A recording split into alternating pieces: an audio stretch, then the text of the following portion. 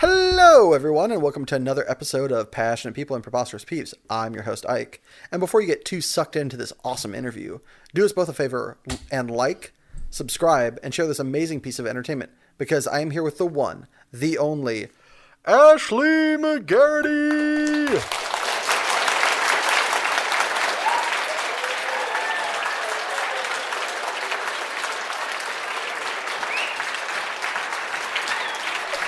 Say hello, Ashlee. Hi, how's it going? Thanks for having me on. It's a pleasure. Thank you for gracing us with your presence. I think that's the coolest I've ever heard my name said out loud. Yay, we did it. It's kind of what I'm going for here. I'm not gonna lie. Glad you could make it after so many bouts of nonsense in the plague variety. Yes. Kind of left its besmirched mark upon your life. Yeah, How are I'm you finally feeling? healthy. I'm good. I feel healthy. You can hear what I'm saying out loud. And yeah, it's nice. Turns out COVID, not so much of a joke, huh? No, well, and I never officially had COVID, but it has been in our house since I've been sick and gotten better. So, yeah, it's Who's no to joke. say, but most likely. And most likely it was probably me. Yeah. All right, we're going to start off with an oldie but a goodie. Sure. What is your favorite dad joke? My favorite dad joke. What is the fastest dessert? Are you ready? Shoe fly pie? No, it's meringue. Wait, what? It's meringue. Meringue. Oh, God. It was too good of a joke for me to get it. I know. I hate that. Why can't I be smart enough to get a dad joke? It's all good. Goodness. It's rough out here, I tell you. 2 degrees and I still can't understand a dad joke. Need to go back to school. Ashley, what's your favorite? Say again? I said hang out with more dads. Yeah, I feel like school is easier That's fair. and more palatable. I concur. As someone who hangs around with a dad a fair amount of the time. Yes. What's your favorite underutilized word? My favorite underutilized word is confabulate.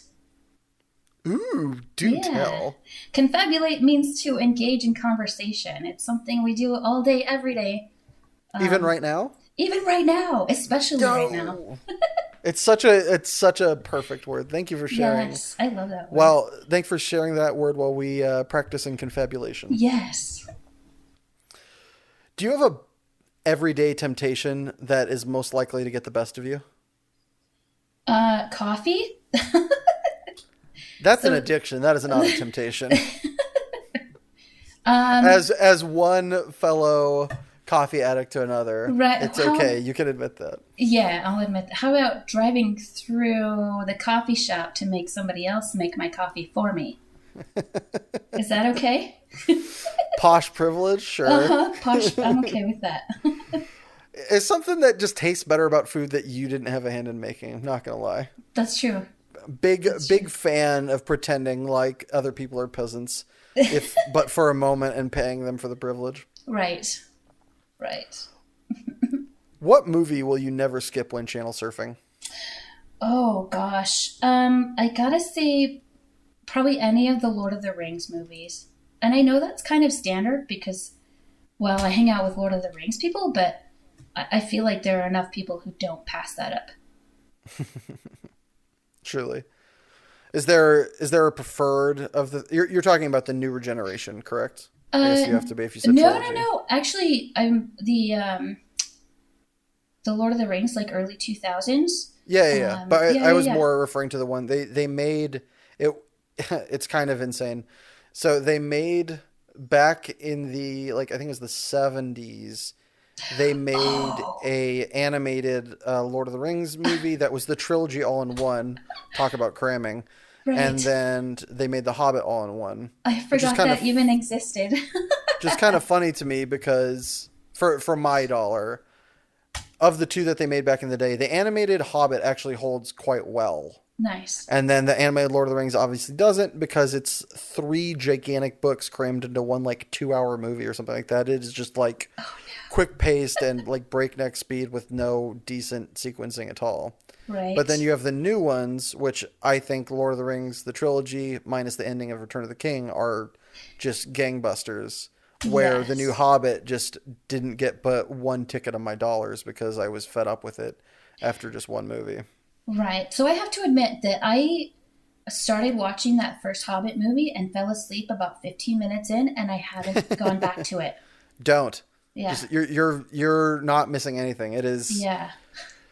It is utterly disappointing how much I'm sure so little it had to do with Peter Jackson, and I want to meet the producer that was that greedy that he felt like he had to ruin a great story that just is so primed for one banger of a 3-hour movie, or maybe even 2 2-hour movies. Mm-hmm. And they're like, you know what? No, we're gonna make it 3 3-hour movies and just shovel in so much story that you forget it's The Hobbit.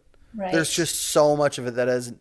There's the bare bones, at least in the first one for me, and the bit of the last one that I saw, it was just like, good golly, Miss Molly, it's just heinously bad. Ugh, it hurts my Tolkien soul, I tell you. Oh, mine too. I'll strike that off my list of things to watch then. Yeah, just go back and watch the animated Hobbit movie. It just surprisingly slaps for big, 70s animation and like movie making, which usually, I don't know how they did with source material back then, but it seems like if you go watch old movies, sometimes it can be a little like, Hurr.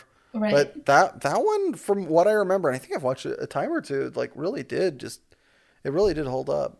Interesting. I'll have to go back and watch those instead. Talking about going back, growing up, what was your favorite book? Oh, what was my favorite book growing up? So it didn't come out until I was a little bit older, but I really, really, really got into the Aragon series, the Inheritance series that started with Aragon. And it was written by a teenager, and I get that, and you can see that reading it, but there's something like homey and nostalgic. Even the first time I read it, it felt homey and nostalgic. Oh, that's awesome. Yeah. Did you make in my brother's esteemed opinion, make the mistake of watching the films? I did indeed, and they are so disappointing. Missed the mark a bit, did they? By a lot of it, yes. A movie by any other name would have been a little more appreciated. Yes, absolutely. Absolutely. All right, I'm gonna ask you to make an even harder decision than coming on this podcast. Mm-hmm. If you had to evacuate your house, what's the first non-living thing you'd grab? The first non-living thing I would grab is probably... We're gonna assume, that like children and animals can rescue themselves to safety. Right, that's fair. Though some people can't. But as you say, however unlikely and improbable. Probably the first thing I would grab is my very first bass. I would grab my very first bass. I keep it. We have a whole room in our house that's like a shrine to the instruments.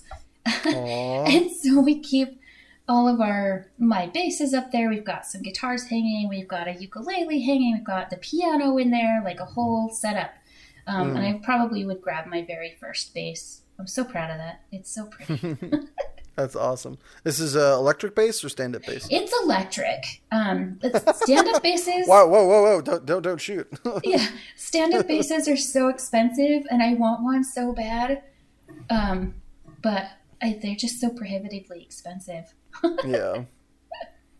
Did you random tangent from this? I remember seeing years ago. I want to say it was somewhere in Africa.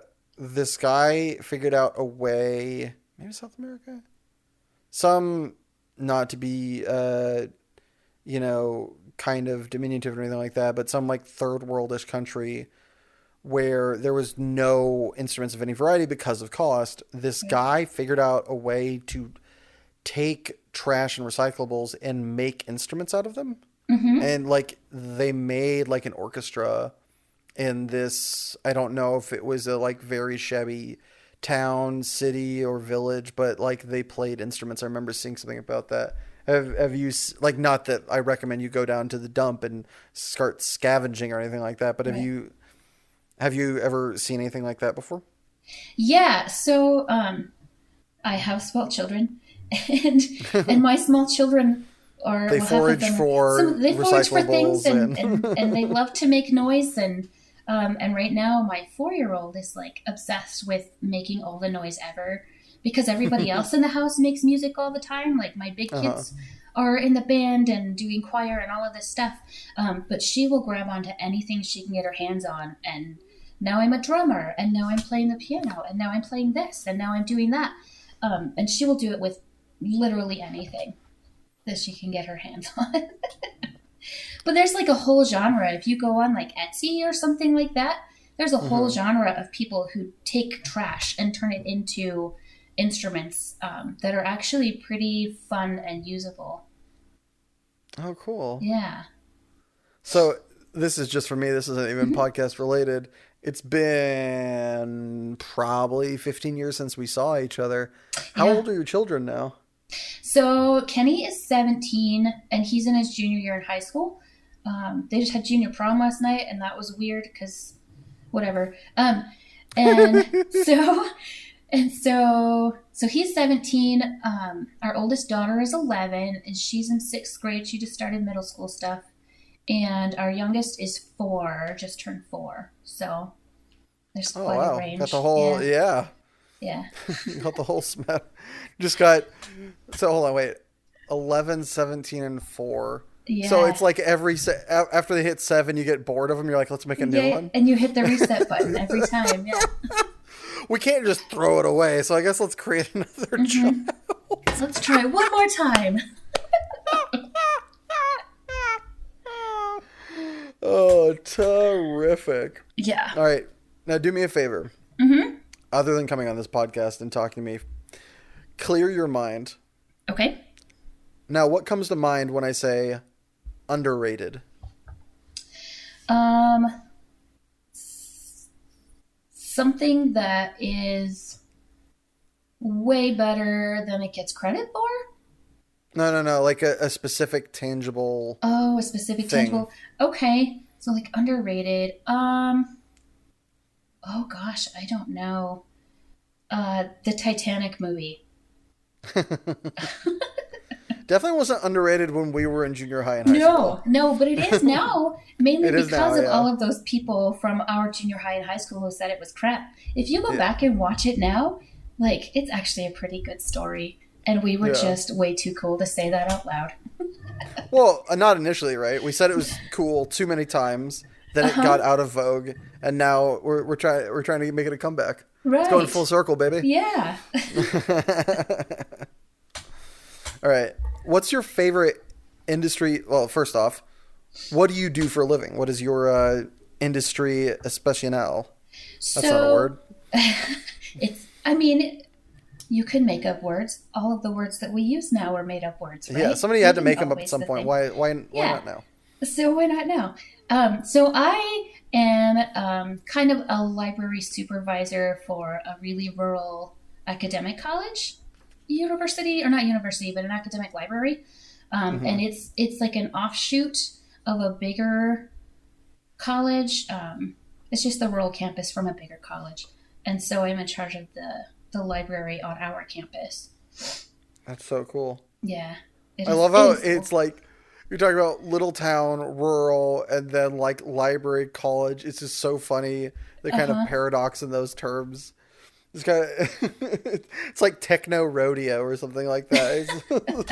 It's not like it's not like an antonym or anything like that, but it seems to like almost fly in different directions. I love it. Yes.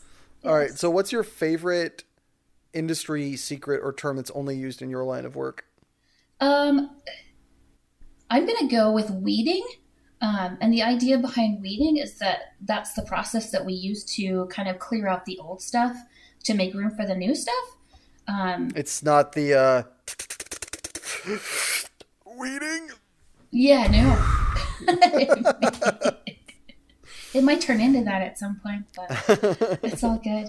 Yeah. So you clear out the old stuff and bring in the new. Right. So things that are really outdated, or maybe there's just new information. So if you look at things like literature doesn't really change, but because we're an academic college, most of the stuff that we have in our space is geared towards the things that are taught on our campus. And so we don't, most of the instructors on our campus don't use a lot of Shakespeare anymore. They don't use a whole lot of like Voltaire or things like that. And so we don't keep those in our campus because we just don't have the space for that. Totally.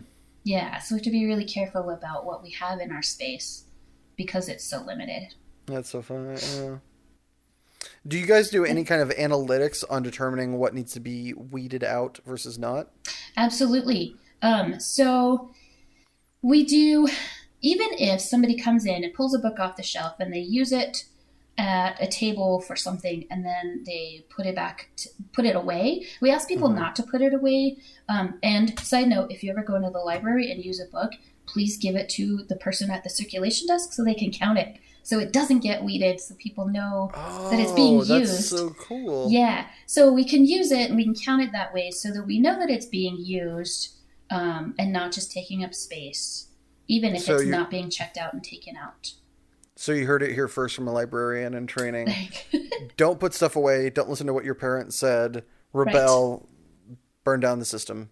To hell with the patriarchy. Yes. All right. Got it. I think that was the takeaway. Yes. Yeah, exactly. So I'm assuming weeding comes from the kind of botanical background of like getting weeds out of your garden, so to speak. Right. So the good stuff can grow. Exactly. Yeah. Exactly. That's so cool. Love that.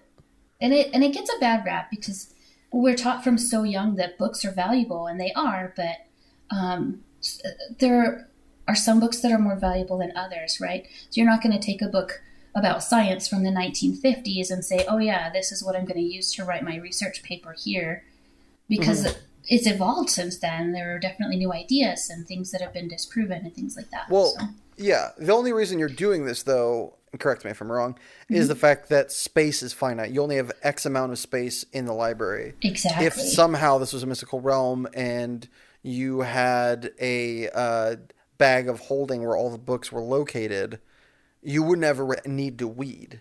Right. Yeah. Right. It's kind of like how the more time goes on, it's just like I realize from talking to friends who are smarter and have thought about this more than myself that recommending a show or asking for somebody to like hang out and help you with something is, as time goes on, I mean, depending upon who you know, but for me, as time goes on, it's actually better and nicer if they just ask for like money. Right. It's just like, I don't have loads of it, but it's like, I can give a little bit of money, but it's like, if I give you my time, that is so much more finite than my money. It's like, I only have X amount of hours free to do with which I choose. It's like, you want my time?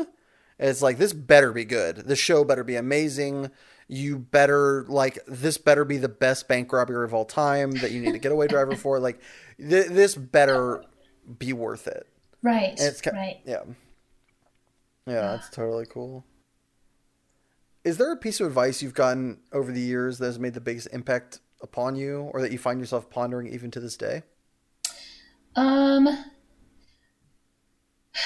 Let's see. I've gotten a lot of advice because I have kids, and I've done some things. And I think that the most important piece of advice is just to kind of ignore what everybody says that you should be doing, and keep yourself on your own track. Does that make sense? Kind of. Yeah. Would you say that it's like that sounds like one of those things that you do a large percentage of the time, but not all the time. Like sometimes you are going to get good advice and somebody's like, dude, you really need to file your taxes. You really need to get your children vaccinated. It's like, yeah, you probably want to listen to those things, but very much like kind of approach every bit of wisdom with a grain of salt. Absolutely. If you will. Exactly. Yeah. Mm-hmm. Don't just listen to somebody because they're somebody you trust even. You know, always kind of, you know, put under some amount of a scrutiny lens before applying. Go ahead. No, that was it. Yeah. No, I was going to say that you wouldn't take money advice from your broke Uncle Bob, right?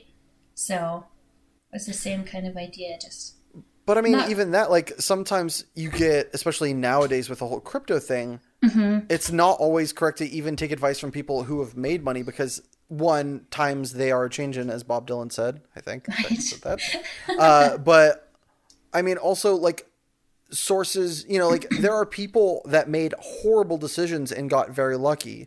Glad it worked out for them. But Right. not everybody, like Rocky, or the film Rocky, made by Sylvester Stallone.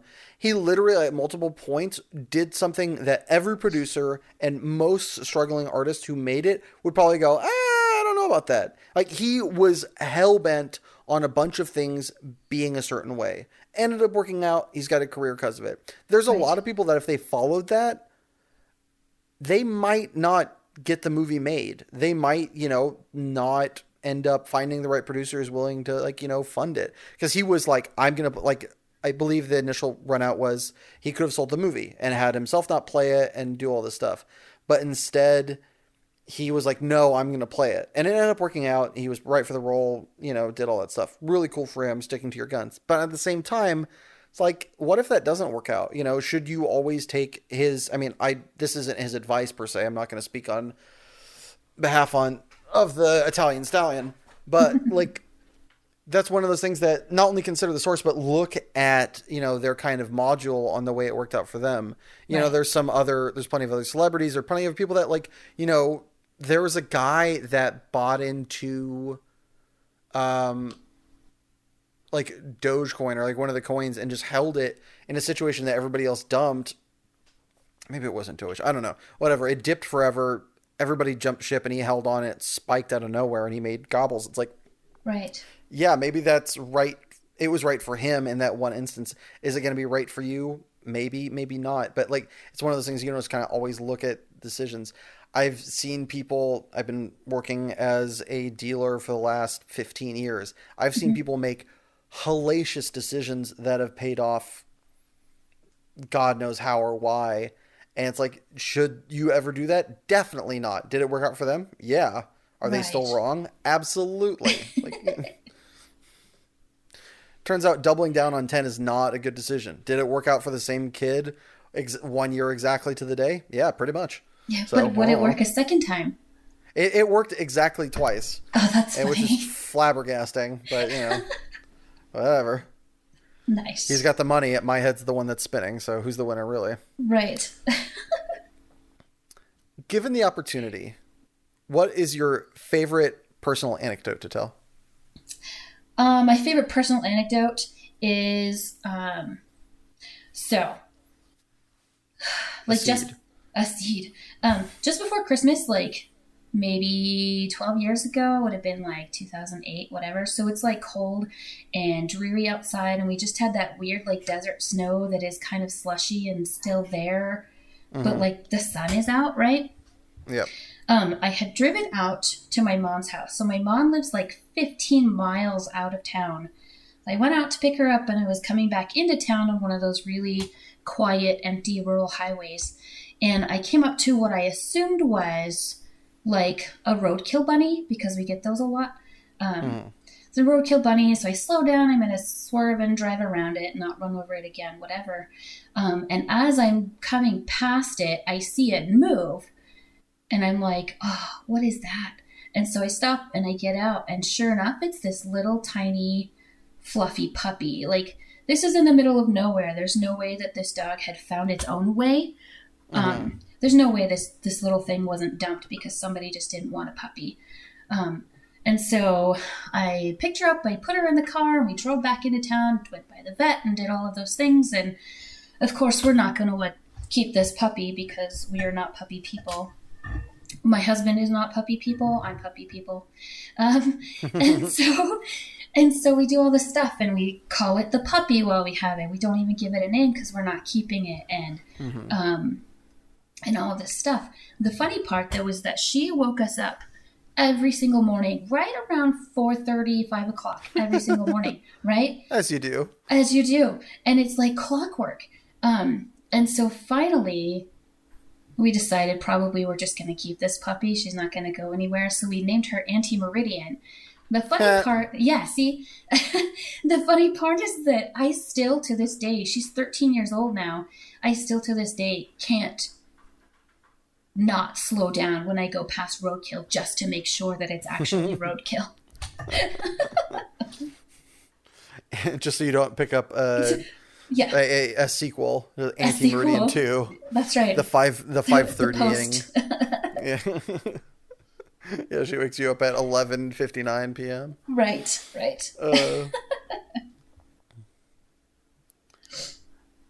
What's your favorite little-known factoid? My favorite little-known factoid is the fact that Pablo Picasso died the same year that Pink Floyd released Dark Side of the Moon.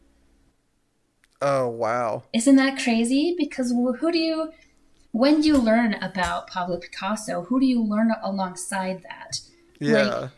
So you learn about of the great whoever from centuries ago, like Leonardo da Vinci and Michelangelo and whoever the other Ninja Turtles are, right?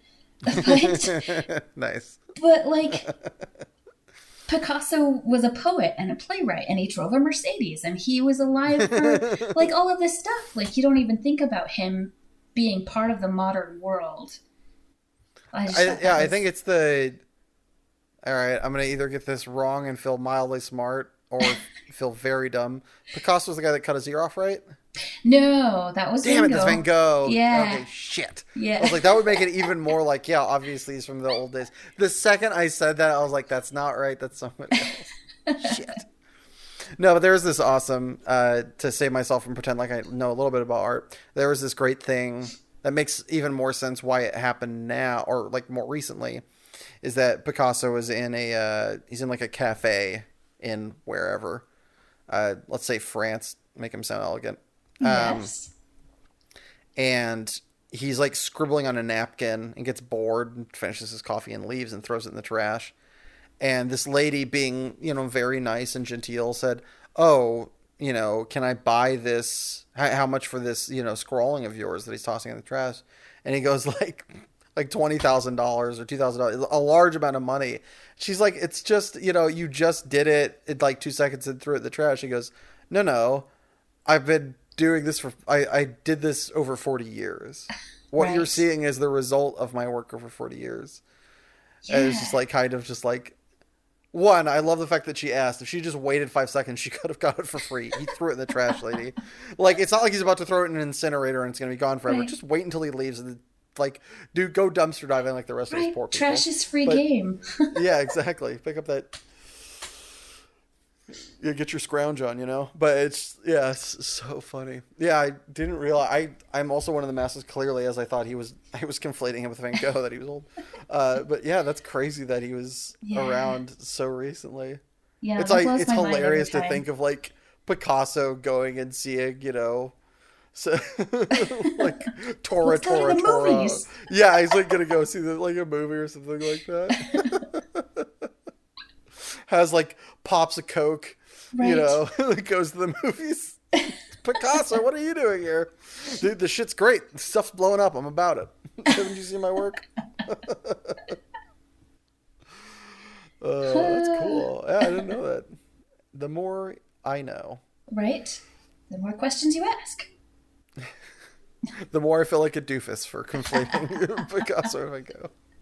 Also, to those of you out there, if you want to feel smarter and also be a snood, apparently I was watching a video recently that's from I think it was QI, and they were talking to some guy in Holland. Apparently it's not Van Gogh, it's Van Gogh or something hellacious. So if you want to, push your glasses up the bridge of your nose and sound smart, say that at a party. Try not to get punched in the face. All right, fill in the blank for me. This weekend was so great. I spent 13 hours. Playing Minecraft. Really? Yeah. What's your go-to mode on Minecraft? Survival, of course. Hardcore. Yeah. Whoa, jeez. Oh, sorry. Didn't mean to question your credentials there, Missy. No. Gadzooks. Is this a game to be played with the family, or is this by yourself mommy time? Both. So my kids are all really into Minecraft, and so it was one of those things. Like if I want to connect with my kids, you can tell that it's going to be a big deal for them. If I want to connect my kids, I've got to figure out how to meet them in things that they enjoy. Yeah. And so we started watching old school Minecraft YouTube, like Paul Source Jr. and Attack of the B Team kind of stuff. I don't know if you need to know what that is. But, there you go. I'm here for it. It's like all the old school Minecraft YouTube stuff, and so like I love old school Minecraft YouTube stuff. It's like tops 10 years old. Like, I'm trying to think. I think Paul Source Jr. came out with his first stuff like early 2010 or something like that. So yeah, about 10 years old. Feels like it should be 10 years old, but that's like 12 years ago. Do you believe that? It's 2022. But it's just so funny. Like we say when we say old school and other stuff, it's usually like decades upon decades. Right. Like this one, like 1960s. Old school. Yeah, exactly. And this one's old school. Oh, how old is it? Oh, 12. Still when I could drive. Very much in my lifetime, and we're in our 30s. Yeah. Oh, that's terrific. Ugh. That's so cool. Yeah. It's just fun going back and finding all of that inspiration from people who are more creative than I am. So, well, not only that, but I love the fact that in this, I feel like growing up, for me anyway, there wasn't too much of my parents coming down to where I was. I mean, There was some with like Harry Potter, they came down to where I was living. We read that as a family. We went and saw those as a family. That was really cool. I was going to say, I think I remember hearing that. I think I was there for one of those nights. Or your dad like read it with all the voices and stuff, or maybe he did it one time when I was there. Yeah, that was a riot. he was about it. Yeah, he loved doing that. He had a ball. That was so much fun. Yes. But like other than that, like the games I grew up playing were all like, my parents played card games, and so we played those card games. There wasn't any introduction of new material from us. That would be really cool. I hope this is like a generational shift where it's, more parents are kind of seeing what their kids are doing. Yeah. But either way, that's awesome. I love that, kind of, all right, let's see where they're at, and let's go to them, not have them come to us. Because that kind of, I feel like growing up for me, not even in gaming so much, but just the expectation was, and I'm not trying in any way to shit on my family. I love my parents. They did a bang up job, and I still turned out like this. But like so much of, there was, other than the, what was at school today, it was expected if there was a problem, you bring it to us, as opposed to reach out and see if there was a problem. Right.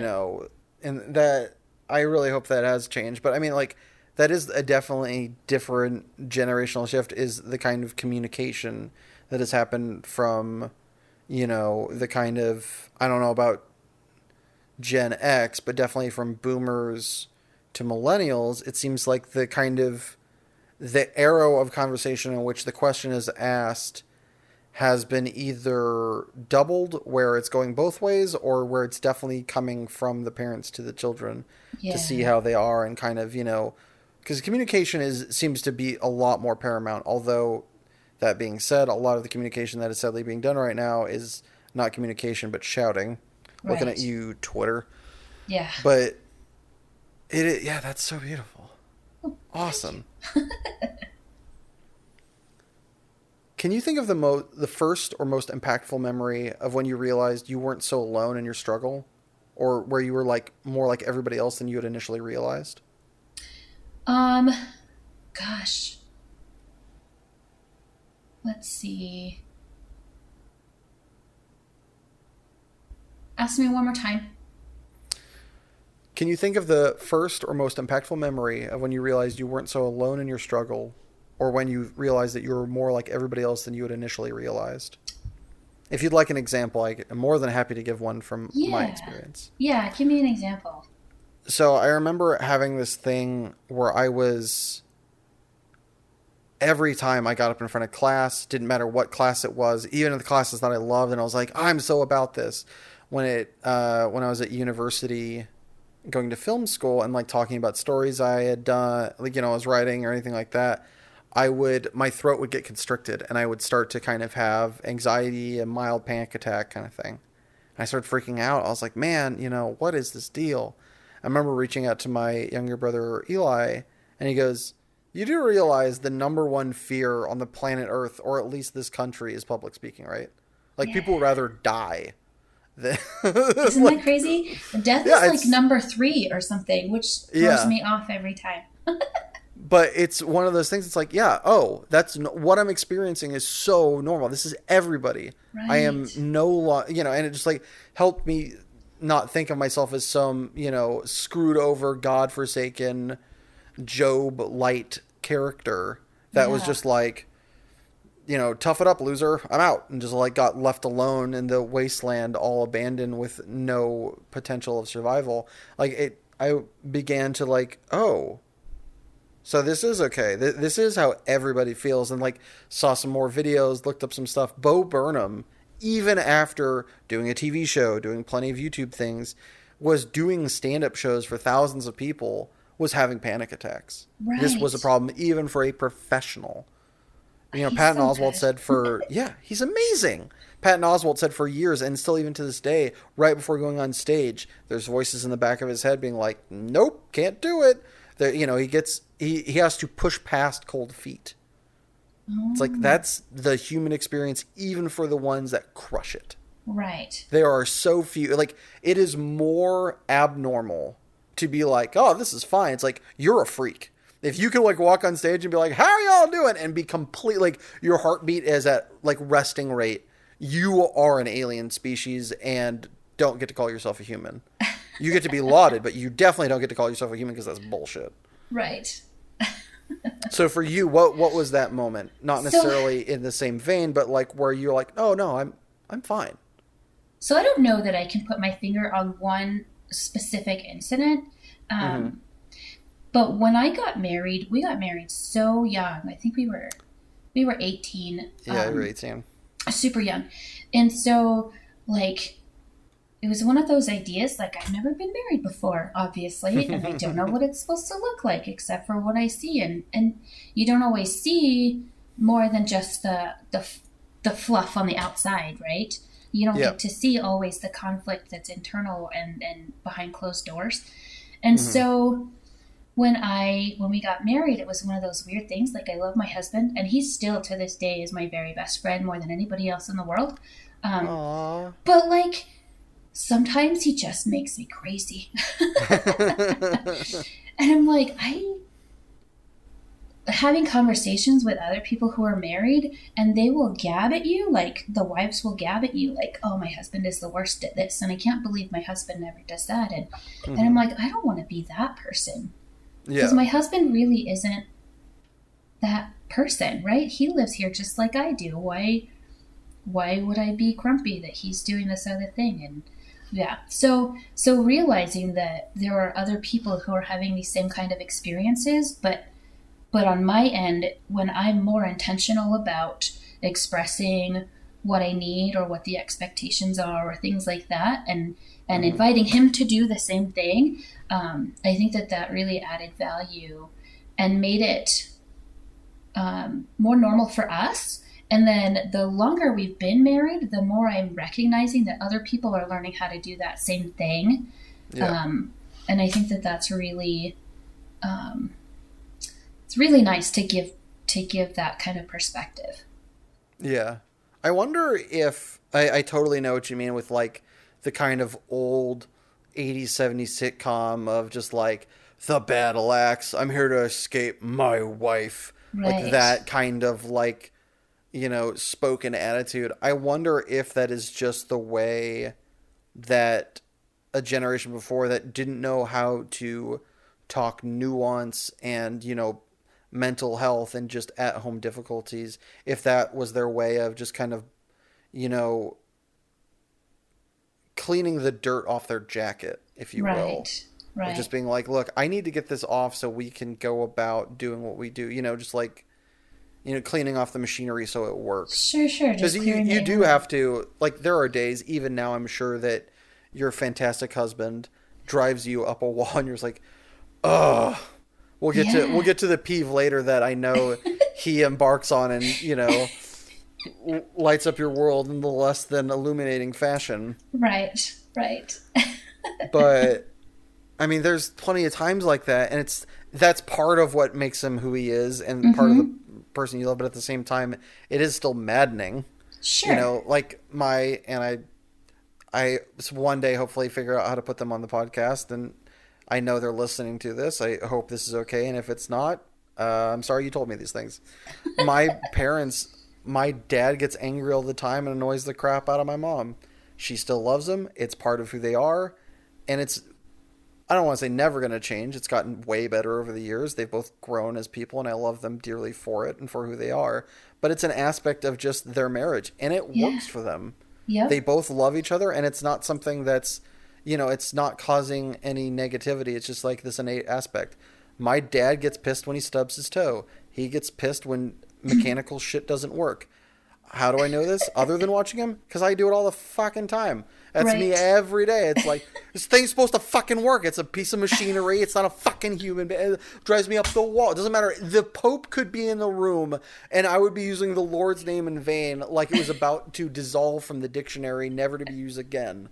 Like it's just an intrinsic part of my genetic code, is to just like, it's supposed to work. It doesn't work. This is bullshit. Why does God hate me? Life is so unfair. And just luckily, he's figured out a way to make it, to bottle all that into the fuck level of, diction. Right. But it's, that is just part of it. Like, I remember watching this great, and I've shown it to a couple couples, and the more I just gestate on and talk to couples about this, it seems like is such a thing. There's this great show called Master of None. Watched the first 2 seasons. The third I was meh on and just kind of dropped it. But in the second season, Aziz Ansari's titular character is talking to H. John Benjamin's character, who's this married guy that he knows. He's like one of the only married characters he knows. And he's talking about this woman that he's in love with. And he goes, and they're talking about, they're using the old 1 to 10 rating system of how he makes her feel and stuff like that. And he's like an 11. He's like, are you fucking serious? He's like, what? He's like, an 11? He's like, yeah. Doesn't your wife make you do that? He's like, I mean, sometimes she's an 8. But, and like, he's like, and he's not saying this in a disparaging way. He's just like, I love my wife. I will never leave my wife. I'll never cheat on my wife. I love my wife. She's not an 11. Most of the time she's like a 6, 5.5, sometimes a 3. Like, she drives me crazy, but I love her. And, it's just like, marriage is a relationship that is not always a high. And it's just like it's this stupid old American pretense to be like, I love my wife. I will always love my wife. And I will never not be in complete, utter love with my wife. It's like, that is literally the definition of a fairy tale. Right. Like, it's just like, yeah, that's not a real human being. That's not a real relationship. No. It's like, It's so beautiful that more time passes to hear people talk about like relationships like that. It's like, yeah, sometimes you need personal space. Sometimes you just can't stand that person for a day or whatever like that. When it starts to get to weeks, y'all need to sit down and have a conversation. But everybody has bad days. Exactly. People wake up on the wrong side of the bed. People just are having, whatever go on in their life, and they're not meaning to take it out on the other person. That's not, they don't sit down like, look, I'm going to yell at you because my boss is an asshole. Like, they don't sit down and have that kind of, economic sort of conversation. But it's just a thing that happens, and it's kind of beautiful. Yeah. And it's in a weird kind of, just intangible sort of way. Mm-hmm. Yeah. And it takes a lot of intentionality. Yeah. A lot. It's so nice to hear more and more people talk about it, though, and just be like, he pisses me off sometimes, but at the end of the day, he's my man, she's my lady, they're my them. However you want to, phrase it, it's just, they're there for you, and that's what matters. I remember the way my mom would talk about marriage wasn't be like somebody that you love forever. It was somebody that you're willing to fight one more time for. Absolutely. It's just like, you fucked up, they fucked up, you guys got in a fight, but they're worth it. It's not that like, oh, end all be all, I can't imagine without. And it's like, no, I mean, partially, but it's not like this, it's not like the perfect car that is always somehow waxed and full of gas. That's not what your ideal mate is. It's somebody that, it's your player too. They've got the ammo, you've got the gun, you've got each other's back and are protecting each other. If, zombies were, the world, you stand back to back and just chop them down. Right. That's what it is. Player two. All right, I think that's enough me spouting on at length about something I haven't known or experienced. Now, is there a moment that you look back on in your life that fills your chest with pride or brings a tear of joy to your eye? Let's see. Which trial do I talk about? Which one's my favorite? One can listen to this one and two might not. Huh. Gosh. Ask me the question one more time. Okay. So, is there a moment that you look back on in your life that fills your chest with pride or brings a tear of joy to your eye? It can be the first one you think of, the first one you really remember thinking of, just the one that's your favorite, the one that, happened most recently, just whichever one you want. So just something that I'm super proud of that makes me... Super proud of, or just left a really lasting impact. Like, for me, I think it was going back and, getting my degree or starting this podcast or accepting that I was damaged and going to therapy. Gotcha. That's a really big thing too. A lot of people don't do that. I think for me, I really... very recently, actually, just in September, decided that I was going to go back to college too.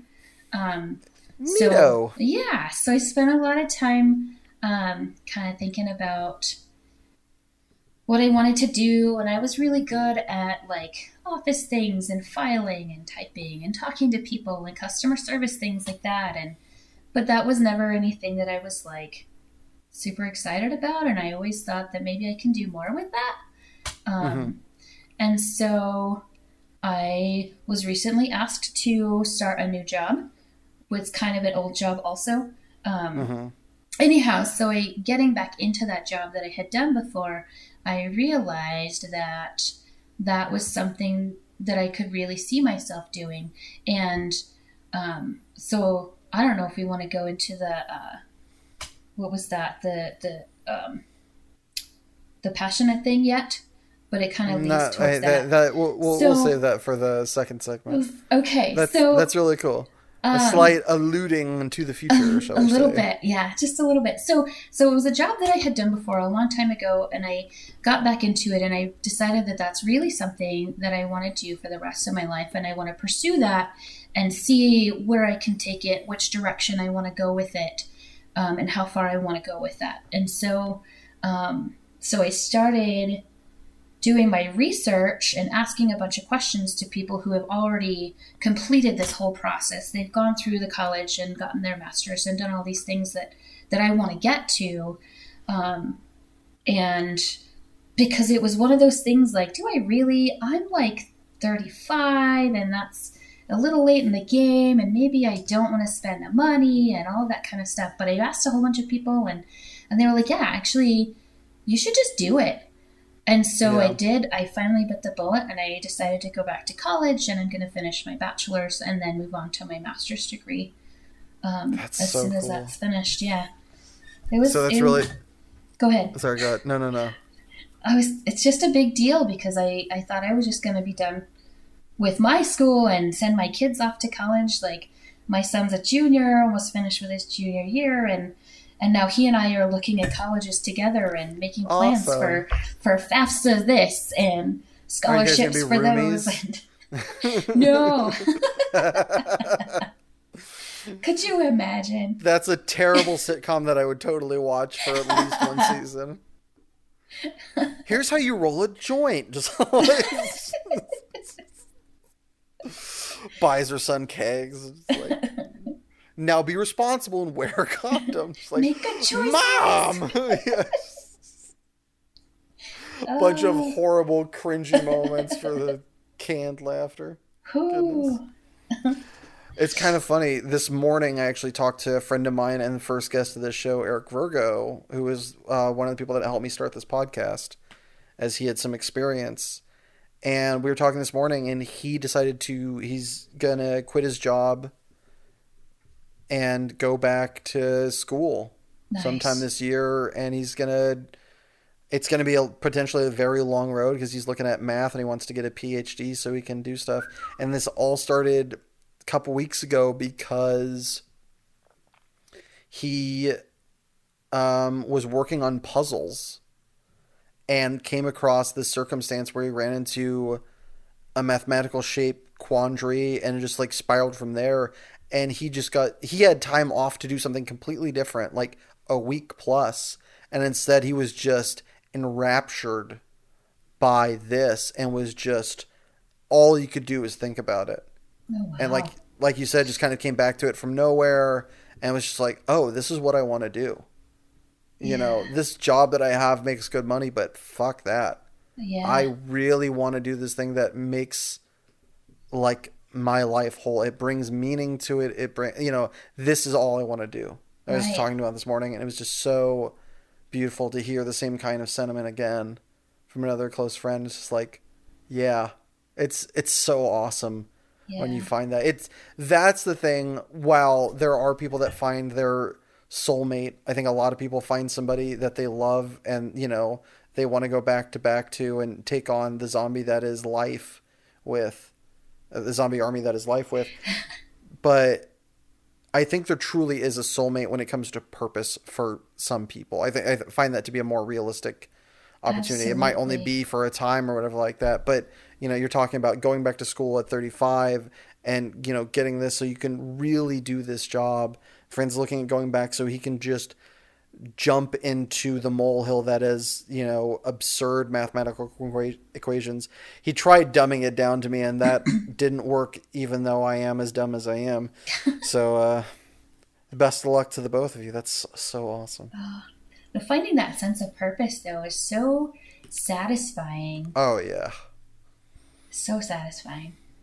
It's interesting, too. It's really cool that you two have found it before you've gone to school for it. Mm-hmm. I know other people, you worked in it and now are going back to school for it, so I guess that's not quite the same. But there's some people that they happen across it. There's some people that work in a field and while working in the field, like I know my mom wasn't that taken with teaching. She's like, whatever. But she was like very ambivalent at, and I love my mother. She's a great person. Also listens to this podcast. Hi, Mom. And is the best teacher I've ever met in the aspect of teaching. Mm-hmm. There are other people that I've liked as teachers more. I think a lot of that has to do with the fact that I grew up with my mom and it wasn't cool to like your mom. But when it came to the act of teaching, I have never seen anybody who could see somebody who didn't get it and get them get it. Yeah. She taught somebody violin without ever playing it. She taught a class of young girls ballet or gymnastics. Never done those either. She can do, but she started off, if my memory serves, and if it's not, Mom, I'm sorry. She started off being I guess, and was kind of I can do this, whatever. And then over years, I don't think it was one of those things, eventually you find love in what you do. It was no, this is where she was meant to be. She just didn't see it yet. Right. And just, it happened along, and it was boom. I don't know what that says about whether you're supposed to quit the job or stay with the job. I'm not, Methuselah or the Dalai Lama or anything like that. I don't understand the world's secrets, but it is really cool when and if you do. It's so beautiful. And with that beautiful notion, we're going to send it to our first break. Feel free to stick around and enjoy this totally real commercial. And if they're going to listen to a song, what song should they listen to, Ashley? You should check out a song called Today I'm Gonna Get Myself a Real Job by Corey Wong. Ooh. I'll have to check that out. Absolutely. Or if you don't want to check that out or listen to our commercial and you really wanted to hear a song from a previous episode, check out the playlist on Spotify. Passionate People and Preposterous Peeves podcast, Song Rex. It's a long title, I know. Don't worry, there's a link in the description. Either way, see you in a jiffy. Do you ever find yourself sitting around with an emptiness inside your soul or larger than preferred vacuous space? Would you like to change that? I thought so. Now introducing Stuff. For when you have nothing to do but important things. Stuff. For when you're lacking personality and intrigue. Stuff. When the world has taken a pickaxe-sized chunk out of your heart. Stuff. And if Stuff no longer fulfills these needs, please don't hesitate to look into our life-enhancing product, Addiction. And we are back. Ashlee McGarity, what is your passion that you've brought with you today? I was gonna talk to you about library work in general, and also the purpose that I found in that.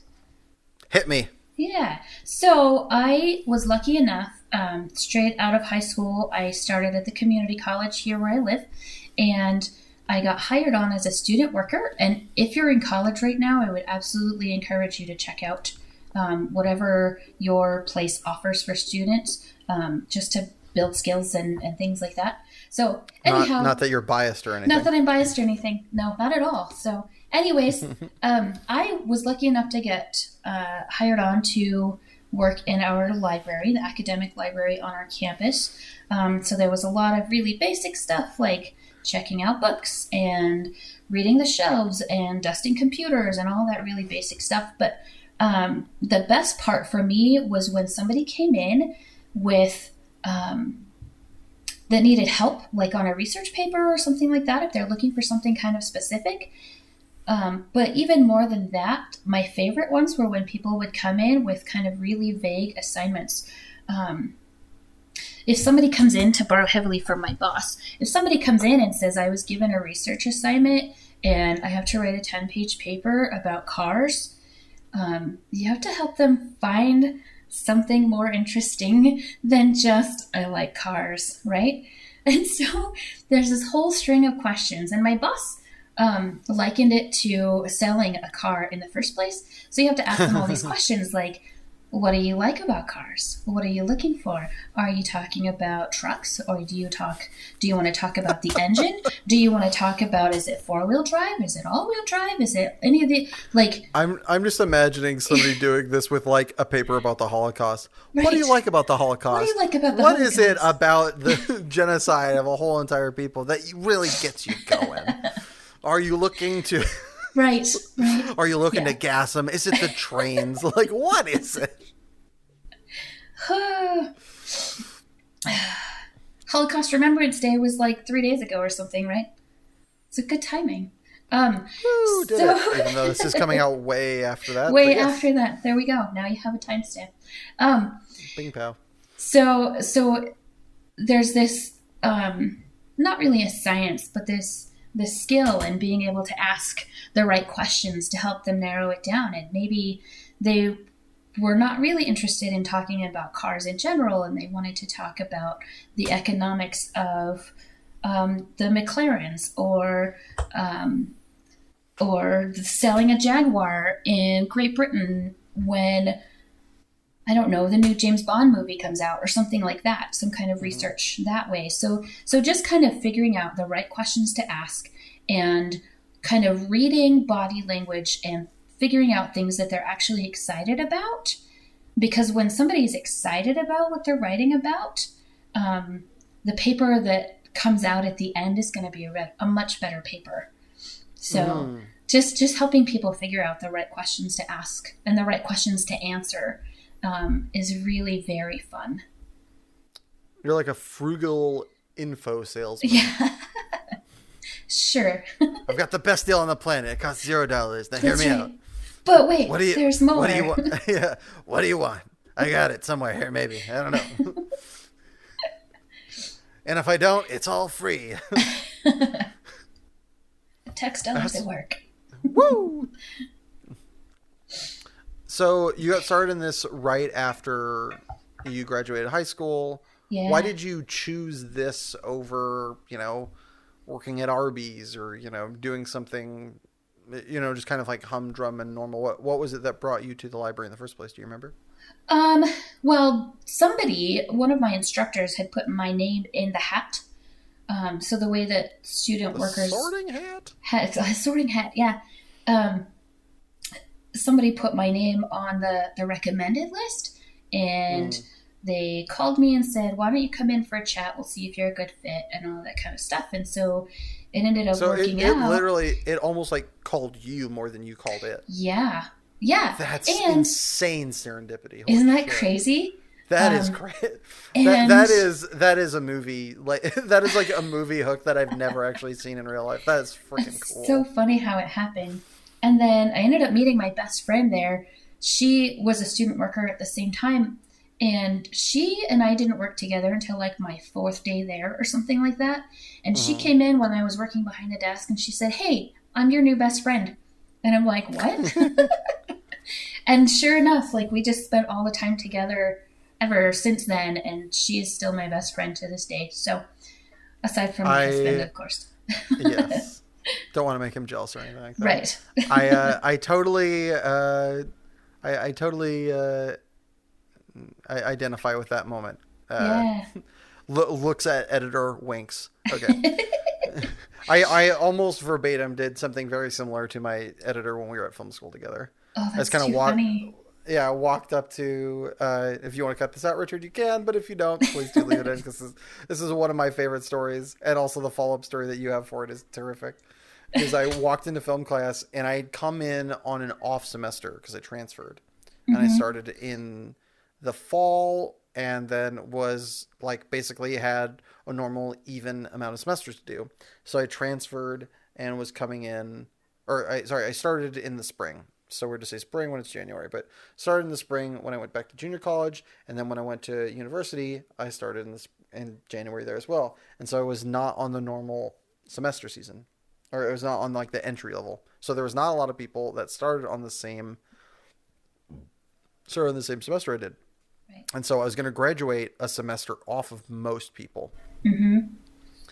And so I was talking around, and I was like, I want to make a friend.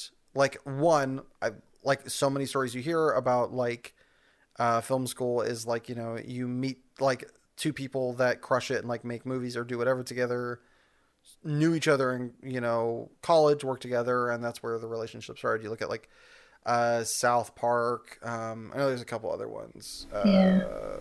But anyway, and so I, using that as a rubric, I went around, found out a couple people, listened in a couple of the intro days in class to when people started, and kind of did a little bit like the most tiny amount of investigation, and figured he was one of the people. He seemed kind of cool. And so I just walked up to him, hadn't talked to him at all prior to this.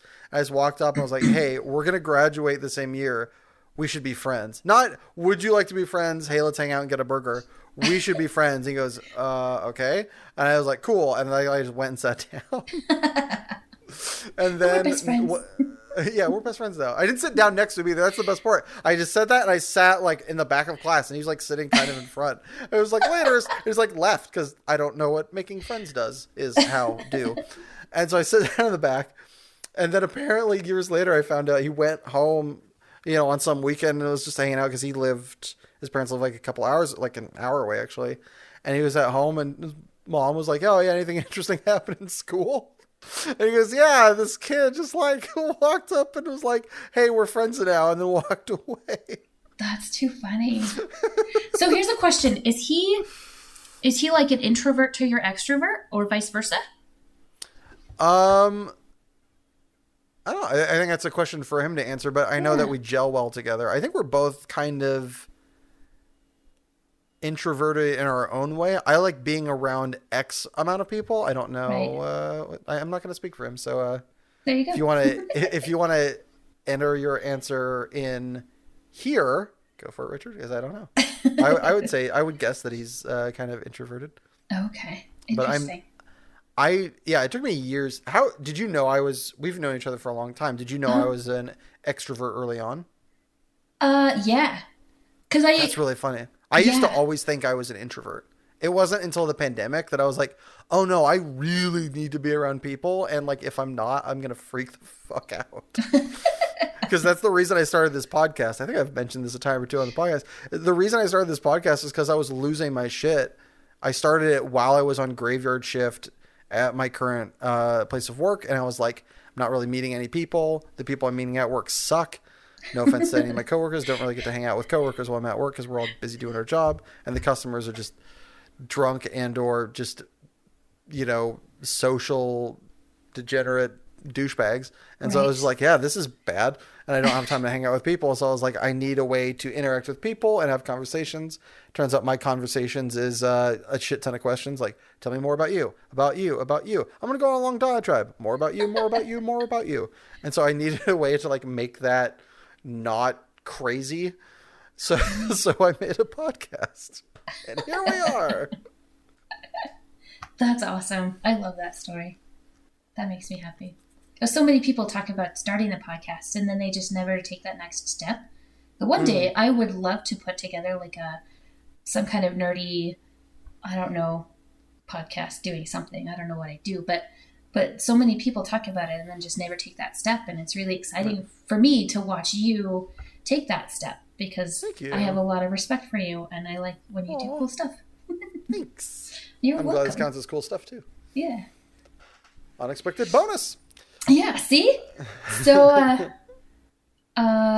probably should finish the library story. Sorry. Huh? Finish the library story before I so rudely interrupted with my own brand of crazy interaction. It's an adventure. I love it.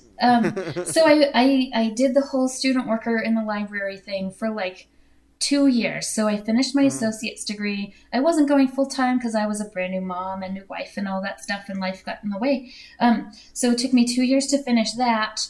And then I moved on and I did like some other professional stuff. I didn't know at that point what did I want to do next. So I didn't go on to finish my bachelor's degree or anything like that. I just went out and started doing, grown up people work things. And so I had kids and I realized after my youngest was born, she's 4. And so right after she was born, I was like, you know what? I'm going to do the stay-at-home mom thing, and we homeschool our kids, and we do all of this stuff, and it'll give me this time to do the mom thing. And so I did that for several years, and I got a call last spring from my boss from the library where I was a student worker, and he said, hey, what are you doing with yourself right now?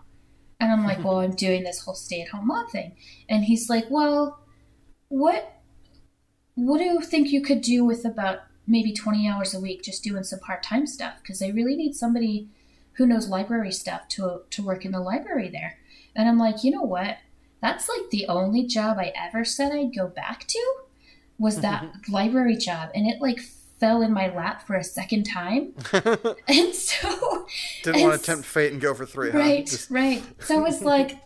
I'll try it out, and honestly, if it doesn't work out, it's not a big deal. I can just walk back out the door and come back and do the whatever. And I get in there, and I'm like 2 weeks in, and my boss is like, "Hey, how's it going? What do you think? What are you thinking about stuff? And I'm like, actually, I forgot how really amazing and fun and fulfilling this job is, and so I think I'm gonna keep going and get my master's of library and information sciences. I think I just want to do that. I finally have listened to that tiny voice that said that's the job you're going back to, and I'm going to take it and I'm going to run with it. So that's where I'm at now. I'm finishing my bachelor's degree, and like all the librarians I talked to said, man, I wish I had a background in business so that I could do all this business background stuff. And so instead of doing the history or the arts or the writing or journalism or whatever liberal arts background stuff for my bachelor's, I ended up doing business. And I gotta say, so much of this business stuff is just boring as crap. And I just want to get through with it. But there are little pieces in there that are definitely really interesting, like statistics and things like that. And I can see the value in it and understanding how it works. Yeah. It's just really boring. Yep. Yeah, so... that's so cool. Yeah. What would you say the biggest misconception about the whole library kind of oeuvre is by the wider world? think I'm using that word. I keep using that word. I really hope I'm correct. Google is your friend. I don't want to say thing. Library thing. It makes me sound like, it sounds so kind of say oeuvre sounds like so like ooh, bigly big. I don't know. I know big words, I just don't know how to use them properly. There you occasionally go. Not even how to say them correctly. At least you're brave enough to practice. So there was this entire history of libraries. Everybody's always been like, this is the quiet place. This is the calm place. Everybody's got a... Librarians have the shh tattoos, right? And please tell me you're going to get a shh tattoo. I want to get a shh tattoo, like right on my index finger, where I cover with the shh, and it's going to be right there. Yeah. Yes, please. That's awesome. what I want. That's radical. So there's been this long history of libraries being this really quiet place, and they're like evolving, and it's so cool. And the county library that we have right here, the public library, is so amazing. The librarian does a good job, and all of the staff there, they all do amazing stuff. But it's like turning into like the least quiet place ever, because there's always people in there doing and exploring and learning new stuff and finding out new things and meeting new people and all of these events that are like building culture and that's so good. It's so amazing. And libraries all over the place are turning into this like cultural center. And I think that that's what libraries have supposed to have been this entire time. Yeah. It's nice to see that kind of fulfilling itself. That's so cool. Yeah. I mean, like, especially now with like noise canceling headphones and stuff like that, it's like, it doesn't need, I mean, it shouldn't be like necessarily like a Slipknot concert where everybody's like banging metal against metal or anything like that. Right. But yeah, like there's no reason to be like, can I have like a nice little book about post-war, Vietnam? Like, no, like you should be able to like, oh, hey Steve, how's it going? Yeah. So and like just like have like talk like normal humans beings do, and converse. And any place where there's that much meeting of information, you should also be able to meet minds there as well. Exactly. Totally. Exactly. That's so cool. I'm so glad to hear that, because I remember thinking and maybe seeing that some libraries in certain areas that I'd been were like closing, or that was a thing. I don't know if that was, baloney or not. I remember reading a thing recently, and it might be a bit misleading bit of information, that apparently the millennial generation actually read more than any generation prior. And part of it is due to with like time availability, because, so much more is automated, and the ability to like kind of move around or not need to go and do things or go buy things like, refrigeration and like length of, food storage. You have to go and shop so much. So with all that time allotted, you can read more, but that like potentially that meant libraries were not actually nearly as endangered of potentially closing. And I think that it's valuable too to look at that and think about all of the technology that goes into it. A lot of people, well, some people don't agree with it, but a lot of people do audiobooks, and that's their reading. That's their time to gain the input. And that's something that they didn't always have access to a long time ago. And it's not something that a lot of people even think of in generations ahead of us and generations older than us. They don't always see that as an option, or they're too proud to consider it maybe even being an option, because you're not actually reading your book, you're having the book read to you. All right, let's lose 50% of the audience. Are audiobooks reading? Are you asking me? Yes. I think it's reading, yeah. I think it's input. Just the same as you would be reading a book to a 4-year-old. I sit and read probably 30 books a day to my kid. And she's learning how to read herself, but it still counts as reading. But the skill, you're losing the skill because your eyes aren't doing the things with the wordy picture stuffs. Well, maybe it makes reading more accessible to the people who don't necessarily have the vision I absolutely agree. I mean, also it just makes it more accessible because it's hard to run and read a book. Right. It's hard to, ride a bike and read a book. It's definitely way more dangerous to ride and read a book. Right. I'm glad people aren't drive. Or drive and read a book, yeah. Yeah. That's so cool. Yep. Accessibility is good. Accessibility is clutch. All right. What is your favorite non-obvious aspect to librarying? There, see, I didn't use a big word. I just used a made-up word. The Can you rephrase it? Your So, question? like, one of my favorite non-obvious aspects of like podcasting is that it's helped with my elocution. I've become a Oh, lot, while maybe my, um, my word bank hasn't gotten bigger. My ability to speak, pronunciate, and just feel more comfortable saying things has become better. That might not be the most non-obvious aspect if you think about it for a okay. second, but I'm not sure a lot of people would necessarily think like that's not something that like is very much on its surface. What's a bad I I guess think I. a non-obvious aspect for a different one for playing Magic the Gathering, which I've been doing since I was 15, is it taught me about economics Right. Okay. because it's a very much a resource game, and so you understand temporary, long-term resources, protecting resources, utilizing reoccurring resources. Like so much of that is baked into the game that when I took, like economics one, like macroeconomics, it was like Hmm. so much of that was like, oh, I know this from playing a card game because it has resources, and so the basic tenet of resource management is just like baked into that game, and I didn't realize I had just like picked up, half of macroeconomics I just picked up from playing a game for 10 years. I love that. Games are so valuable. Um, so I Games think are that awesome.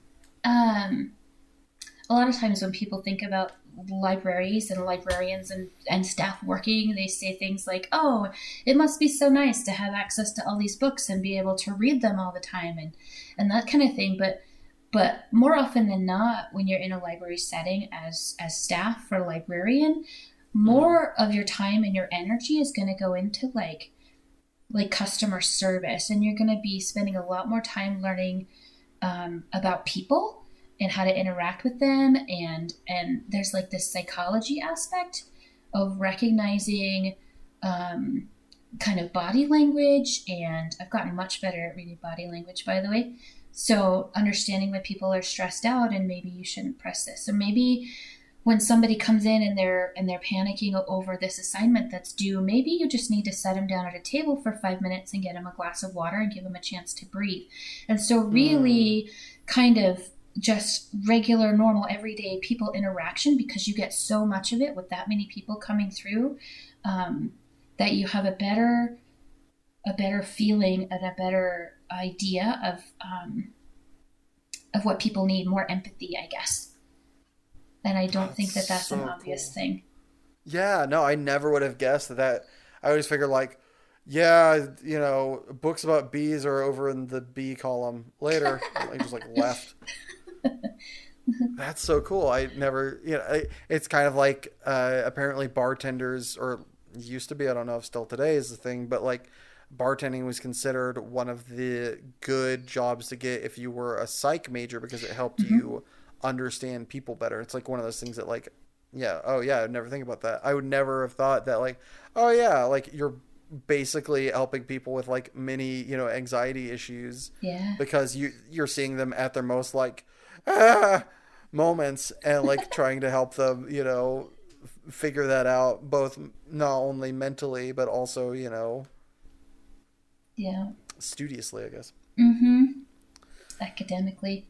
Yeah, that was one thing that I didn't realize was gonna be so prominent, I guess, Mm, when I started doing the library stuff, especially now as part of the leadership.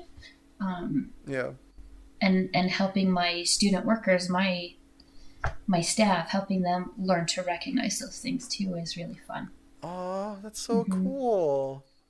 Not only are you like learning empathy yourself, but you're like helping others learn it so that they can utilize it with other people. That's so Yeah. beautiful. All right. Well, to switch from the beautiful to the baffly bastardizing, what is your preposterous peeve? My preposterous peeve is, so I'm going to put it out there that my husband is a really, really, really good cook. And like, there's never boring food in my house. And I can see you wrapping this baseball bat with a pillow, with just being like, best guy ever. yeah.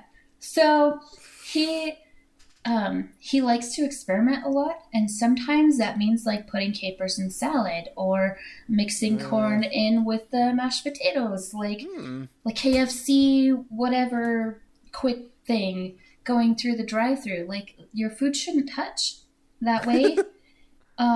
They're good independent, and they shouldn't be unless it's like a really intentional casserole. Like, are you saying that no food mixing? Right. Food purity? Food purity. All of those sectioned off plates with the dippy in the middle. Should not be with. Yeah.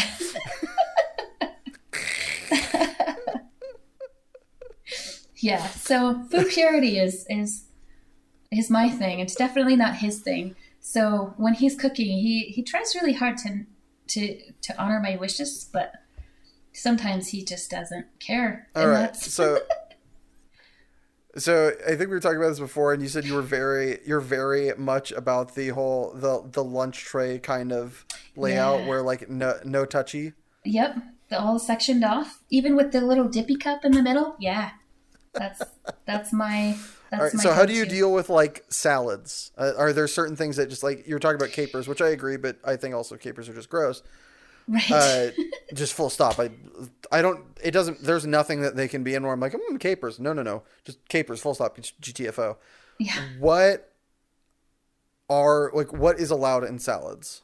So I can't eat fresh salads anymore, but when I could, it would be a lettuce and a spinach and cottage cheese and like sesame seeds.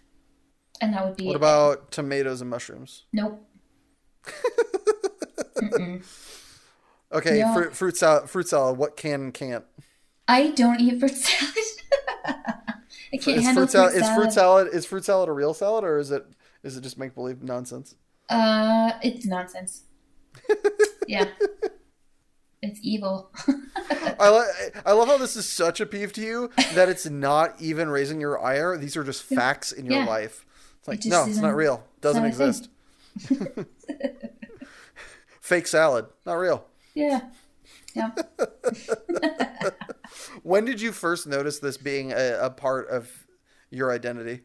So, gosh, I was probably, even as a little kid, my brother is worse than I am. My mom always talked about how he would like throw full-on tantrums over his food. And I was never that bad. Stop trying to make yourself sound better. You're a food Nazi, and that's okay. Just own it. I'll own it. There's no hamburger trials for you to attend. No. You're fine. No. Yeah. So, he and I would sit at the same table with the same sectioned off plate when we were little kids. So yeah, it's been a part of me for a long time.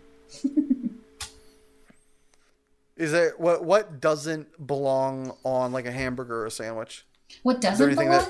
Is there anything that's or are there any things that you see in our society that just make you start lifting one raised hand, fingers pointed northward to God, who knows the true way that food should be laid out?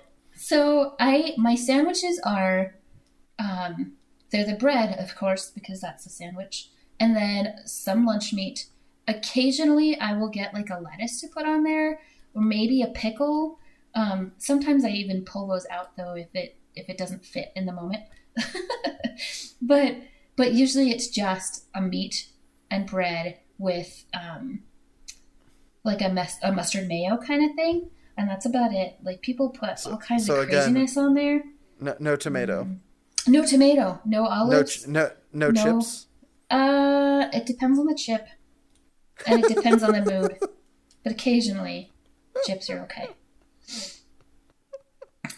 It sounds like blonde hair only, or occasionally dirty blonde. If in the sunlight it glistens. Only at lunchtime. Oh gosh!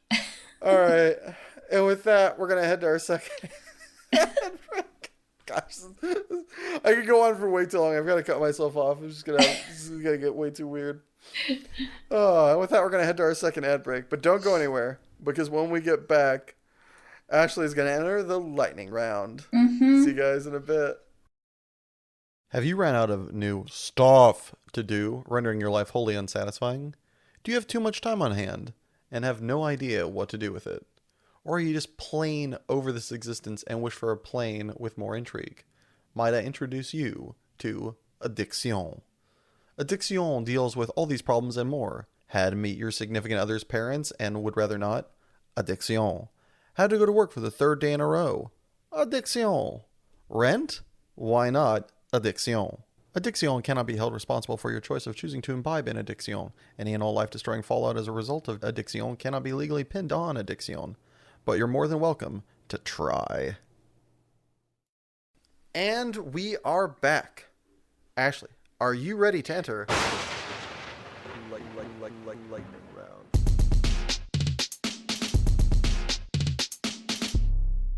The lightning round.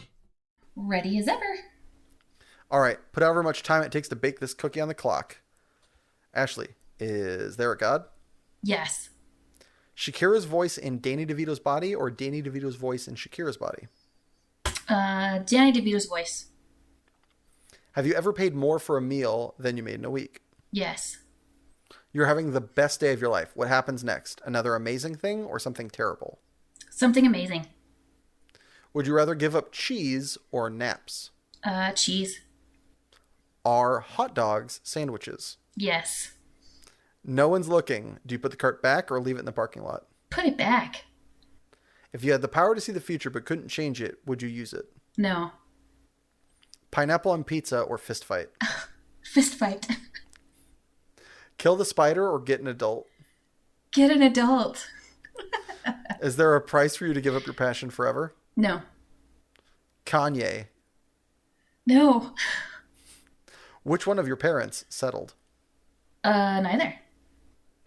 Which do you max out first? Intelligence, charisma, or strength? Intelligence. Did you ever cheat on a test in school? No.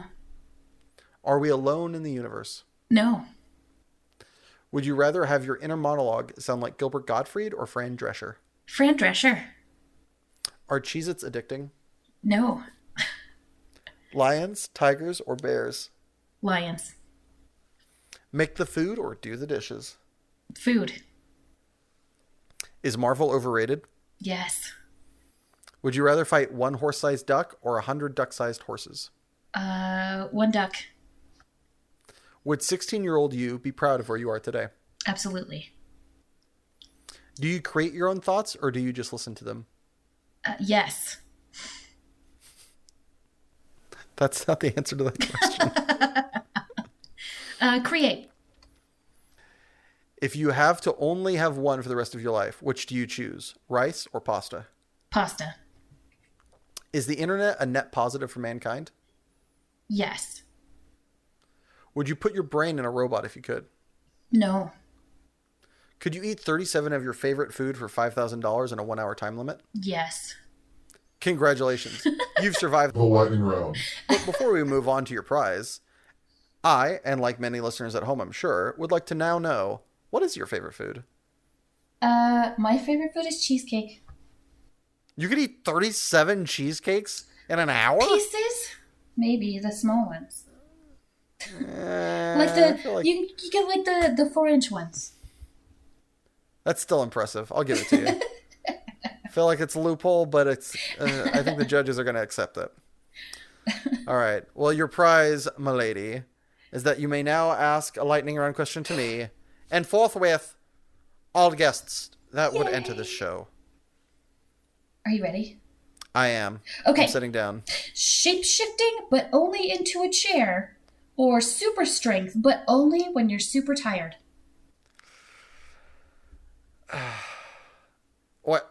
Oh, I guess I don't get to ask a question, so I'll ask it afterwards. I'll say super strength because I know that when I'm exhausted, like being able to like actually like do something, like I wouldn't be able to utilize it in any like super way, but it would be nice.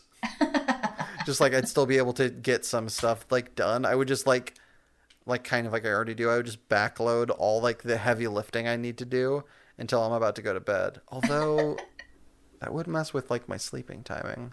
I still go with super strength. I think it's more utilizable. All right, so which one would you do? I feel like I would shapeshift into a chair only because sometimes it's easier to just not be in the room and still be in the room. Yeah. Okay. You just want your alone time. Since you are the creator of this, you must therefore have the answer. When shapeshifting into a chair, are you relaxed like you would be sitting in a chair? Or are you like standing on all fours and would be exhausted? That would be weird. Yeah, you gotta be like lounging like you are a chair. Like chairs aren't putting out a whole lot of effort to hold you up, right? Okay, so that would actually be super useful. Like if and when you're just like tired and there's nowhere to sit. Right. If I was the only person that could do it, though, I'd like freak people out. Or I feel like super strength wouldn't be like as ostentatious. I don't know. If I get the ability to go back in time, I might re-answer this question. Maybe. I always think about what's his face from Harry Potter who always looks like a chair. What was that guy? Who was that character? What? There's somebody that always looks like a chair? Yeah. It's like one of the old professors. Gosh. When they're like going around and looking for Horcruxes and stuff, it's Harry Potter and Dumbledore. I almost say Gandalf. That's not the same thing. But I'm coming up empty. They're like doing not looking for Horcruxes. They're doing the memory things, I guess. Anyhow, I'll have to figure it out and I'll get back to you. All right. If any of you viewers at home know of what she's referencing, please also holler at us on Twitter at Ike Productions. Or just call me crazy. It's okay. You're crazy. All right. Anything you want to plug, recommend, places people can find you or your content? Not myself, but I would absolutely 100% encourage people to take advantage of their local library. Be kind. Library's out. Cool. Well, thank you, Ashlee, for being my guest today. And special thanks to my editor, Richard Ashford, and my composer, Joshua Gibbons. And especially thank you, yes, you, listening at home, or wherever you found time to appreciate this. Time is a precious commodity we have, and I appreciate you spending yours with us. And if you enjoyed this podcast, please subscribe, like, or just share it with a friend. Every little bit helps. Or if you already have and are out of episodes to listen to, don't worry. We put out a new episode every Monday at midnight on Soundcloud, YouTube, and Spotify at Passionate People and Preposterous Peeves Podcast. And a very special thanks are due to our first Patreon patron, Sabella Yellow. And if you'd like to join said illustrious ranks and have your name read aloud, just head on over to patreon.com/Passionate People and Preposterous Peeves Podcast. And remember, folks, if I say you look hot and you're sticky, it's not icky. And if you're selling fruit and I say, I like the look of your melons, it's a compliment. But why is it when I say, give me all your money, you call the cops?